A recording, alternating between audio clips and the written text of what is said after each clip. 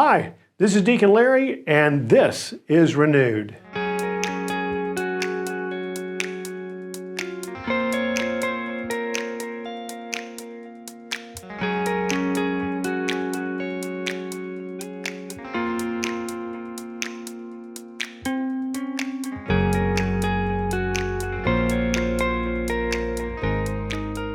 Here we are in the season of Advent. We've celebrated the Feast of the Immaculate Conception, Our Lady of Guadalupe. We look forward to the coming of Christ at the Christmas season. So here in the midst of this season of joyful expectation, that's how the church describes for us the Advent season. It's a season in which we're not experiencing the full-blown joy that we will at Christmas or as we would in the Easter season. It's an anticipatory joy. It's knowing that the answer is there for us. But it's right in the middle of this season as well that we can ask the question, because it is a question of our lives. And that is, where does evil come from? Because quite frankly, evil in our lives, evil in the world, evil in our own sinfulness is ultimately the coming of Christ is the answer to evil. Evil, the great question, it's one of the most pondered questions in the history of philosophy and the history of theology. It's this great mystery of where did evil come from? Along the way, there have been Christian theologies, not true theologies, heresies, and philosophical errors that have said that there's a God of light and there's a God of darkness. There's a God of material things that's evil and a God of spiritual things that are good.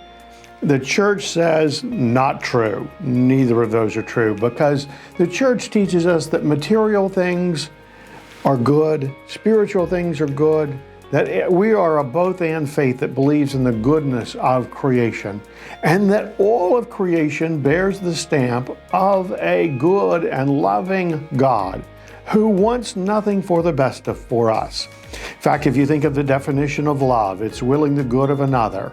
Our good friend Bishop Barron often says, when you define love, it's the willing the good of the other. And so in the creation, God was willing something wonderful and good for us to enjoy and to celebrate and to reflect on His goodness through this wonderful thing that is creation. But within creation, God allowed one magnificent gift for us, and that is the gift of freedom. And it is freedom, sisters and brothers, not God who is the origin of evil, but our reaction to the freedom which God has given us. That's the story of Adam and Eve and original sin and all sin that plays forth from there, is that we make choices in our freedom about what's first in our lives, whether it's God and the good things that God has given us, the relationships He's given us, or if we replace those with things that we will to be the best goods.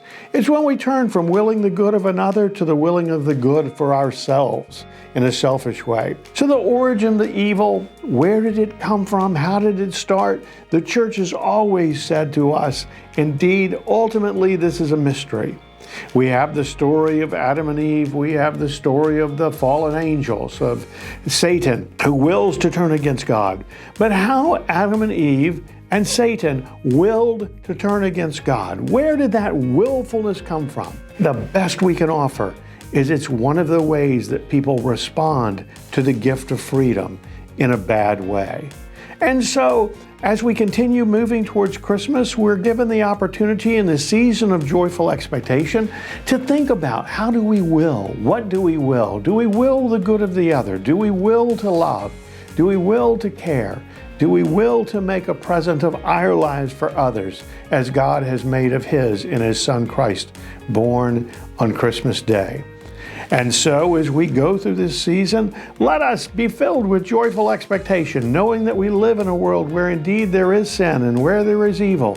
But our call is always towards the greater good. Our call is always towards Christ. Our call is always to be renewed.